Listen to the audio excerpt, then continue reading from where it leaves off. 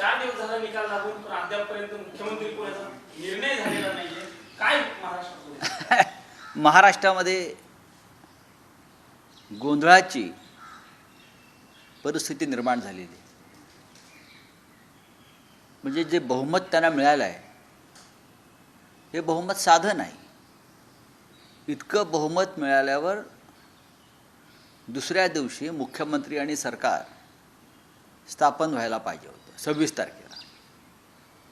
निवडणुकीच्या आधी सांगितलं जात होतं की 26 तारखेला मुदत संपते विधानसभेची आणि त्या दिवशी सरकार जर आलं नाही, आमचं जेव्हा आम्ही आशादायी होतो तेव्हा त्यामुळे तिथे राष्ट्रपती राजवट लावली जाईल. आता 26 तारीख उलटून गेली, विधानसभेची जी मुदत आहे ती संपली, 3 पक्षाच्या आघाडीला युतीला सैतानी बहुमत मिळालं आहे. त्यामध्ये भारतीय जनता पक्षाला साधारण 140 जागा आहेत असं मी मानतो, त्यांचे इतर सगळे मित्र पक्ष वगैरे पकडून. तरी जर राज्याला मुख्यमंत्री लाभला नसेल तर 3 पक्ष जे आहेत, अजित पवारांचा पक्ष असेल, एकनाथ शिंदेचा पक्ष असेल, देवेंद्रजींचा पक्ष असेल, यांचं तंगड्यात तंगडं अडकलेलं आहे आणि एकमेकाच्या छातीवर बसण्याचा कार्यक्रम पडद्यामागे सुरू आहे. मग बहुमत लोकांनी तुम्हाला कशा करता दिलं बरं? हे दिल्लीचे जे शूरवीर आहेत सगळे आमचे भारतीय जनता पक्षाचं नेतृत्व, ते डोळे वटारले की सगळे गप्प बसतात असा आतापर्यंत अनुभव होता. पण त्यांनी जे बंडखोर निर्माण केले, त्यांनी जी भूतं निर्माण केली महाराष्ट्रामध्ये, ती त्यांच्या वटारलेल्या डोळ्यांना घाबरत नाहीत असं दिसतंय. आणि आव्हानाची भाषा देऊन ते मोदी आणि शहांनाच आव्हान देत आहेत असं चित्र आज तरी दिसतंय. आता हे सरकार कधी येईल महाराष्ट्रात, त्यांचं राज्य कधी येईल, मुख्यमंत्री कधी होईल, याच्याविषयी अजूनही राज्यामध्ये संभ्रम आहे.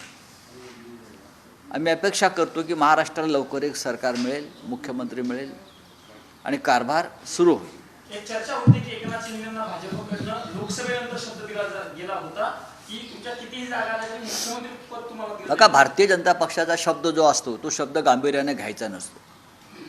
भारतीय जनता पक्षाची भूमिका ही गरज सर्व वैद्य मरो, वापरा आणि फेका, यूज अँड थ्रो. त्याच्यामुळे त्यांनी दिलेल्या शब्दांनंतर आणि शब्द फिरवल्यानंतर महाराष्ट्रातील राजकारण कसं बदललं हे आपण पाहिलं असेल. आणि फिरवलेल्या शब्दाचे सगळ्यात मोठे व्हिक्टीम ही उद्धव ठाकरे यांच्या नेतृत्वाखालची शिवसेना आहे. भारतीय जनता पक्ष कधी शब्द पाळत नाही, कधी नाही.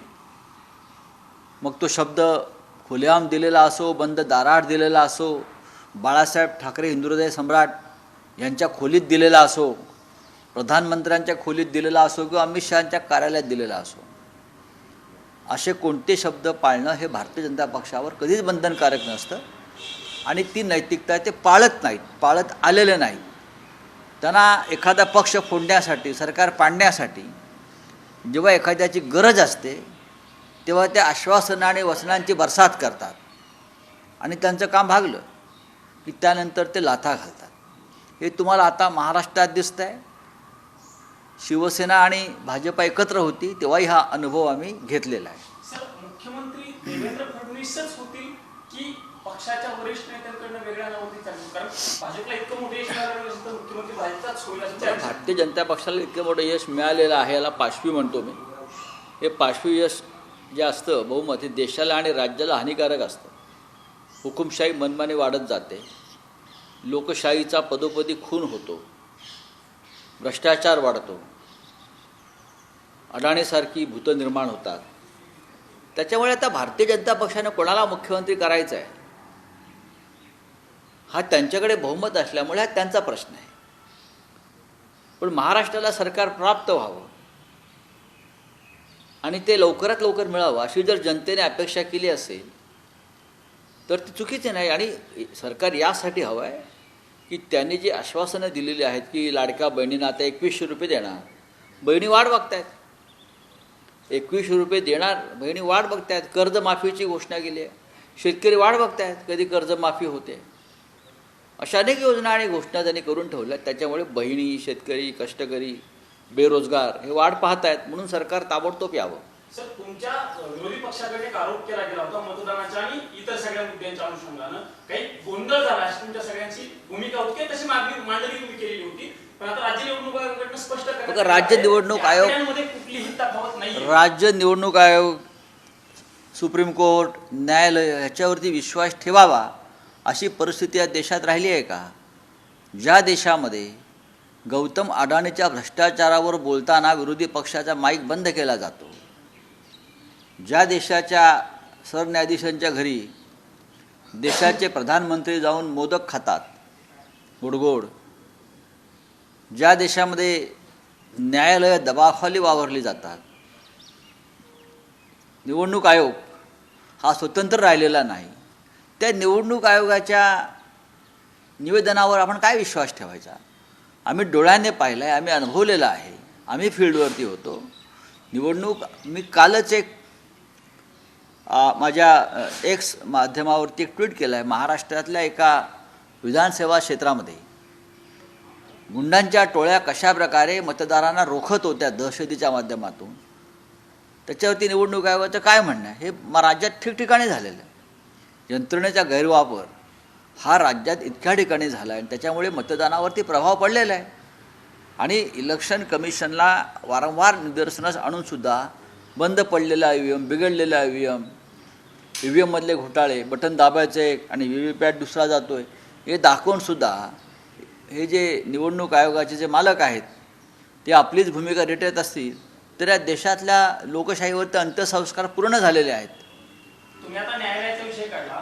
काल धनंजय चंद्रचूड यांनी एका वृत्तसंस्थेला मुलाखत दिली. त्यांनी असं म्हटलं की न्यायालय ही विरोधी पक्षाची भूमिका बजावत नसतात.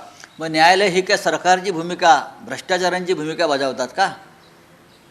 चंद्रचूड हे विद्वान आहेत, कायद्याचे अभ्यासक आहेत, देशाच्या सरन्यायाधीशपदी पोचलेली ती व्यक्ती आहे. आम्ही त्यांचा आदर करतो, मला त्याच्याविषयी काही म्हणायचं नाही. पण विरोधी पक्षाची भूमिका बजावा असं त्यांना कोणी सांगितलं? त्यांना काही समजतं का? ते मोठे कायदेपंडित आहेत.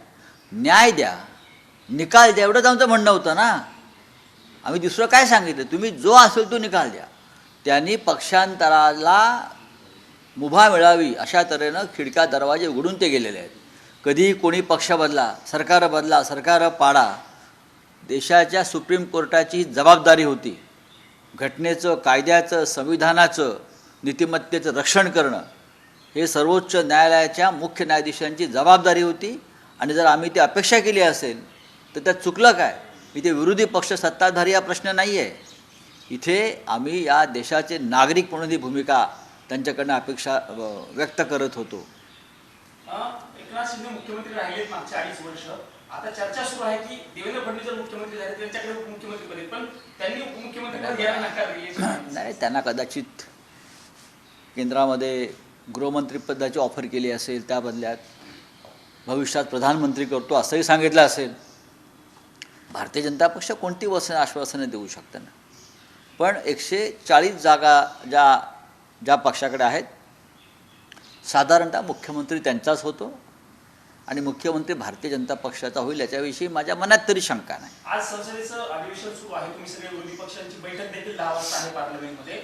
ईव्हीएमच्या मुद्द्यावरनं विरोधक आक्रमक असल्याचं बघायला मिळतं. काल आपण पाहिलं असेल की संविधान दिनानिमित्त काँग्रेसची जी रॅली झाली त्यात खरगे साहेब असतील, आमचे राष्ट्रीय काँग्रेसचे अध्यक्ष, किंवा राहुलजी असतील, आम्ही सगळे असू, प्रत्येकाची मागणी आहे.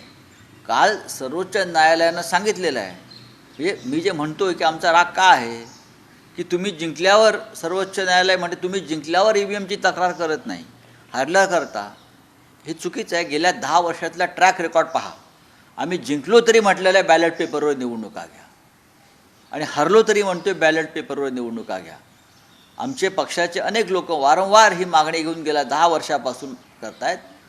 आता न्यायालयावरती आम्ही कसा विश्वास ठेवायचा? तुम्ही विरोधी पक्षाचं म्हणणं ऐकून घ्या असं आम्ही म्हणत नाही, आम्ही विरोधी पक्ष आहोत. पण न्यायालय कोणत्याही पक्षात नाही. या देशातल्या जनतेचा जर निवडणूक प्रक्रियेवरती विश्वास नसेल आणि तरी न्यायालय ती प्रक्रिया रेटत असेल पुढे, तर या देशातल्या सगळ्या संविधानिक संस्था या उद्ध्वस्त झालेल्या आहेत. सर या अधिवेशनात कोणते कोणते मुद्दे तुमच्याकडे विरोधी पक्षाकडे स्पेसिफिकली लावून धरले जाणार किंवा त्याच्यावरती आवाज उठवणार आहे? पहिल्याच दिवशी जेव्हा आमच्या विरोधी पक्ष नेत्यांनी गौतम अडाणीच्या भ्रष्टाचाराचा मुद्दा उचलला तेव्हा त्यांचा माईक बंद केला. ज्या दिवशी माईक बंद केला, संसद बंद केली, राज्यसभा अध्यक्ष प्रमुखांनी, चेअरमननी, हाच मुद्दा आज पुढे जाईल. त्यानंतर पाहू, चलिए बोले क्या बात है आपकी. हाँ, विधानसभा के रिजल्ट आए लेकिन अभी तक मुख्यमंत्री को नहीं डिसाइड नहीं हुआ है, क्यों इतनी देरी है? देखिए उनको भारी बहुमत मिला है. महाराष्ट्र में बीजेपी, शिंदे गुट और अजित पवार गुट को इतना बहुमत मिला है जिसे हम कहते हैं कि पांचवी बहुमत, शैतानी बहुमत. फिर भी 6-7 दिन हो गए, मुख्यमंत्री या सरकार नहीं बन पा रही है. उसका मतलब क्या हम समझ सकते हैं. दर दिन एक नई खबर आ रही है. कोई बोलता है उसका मुख्यमंत्री होगा, कोई बोलता है उसका मुख्यमंत्री होगा. 26 तारीख को राज्य के विधानसभा की मुदत खत्म हो गई. हमें कहा गया था, जब हमें सरकार बनाने का हमें एक आशा लग रही थी, तो हमें कहा गया था 26 के बाद अगर सरकार नहीं बनी तो महाराष्ट्र में राष्ट्रपति शासन लगाया जाएगा. क्या? तो अभी लगाइए राष्ट्रपति शासन. सरकार नहीं बन रही है, सरकार नहीं बन रही है.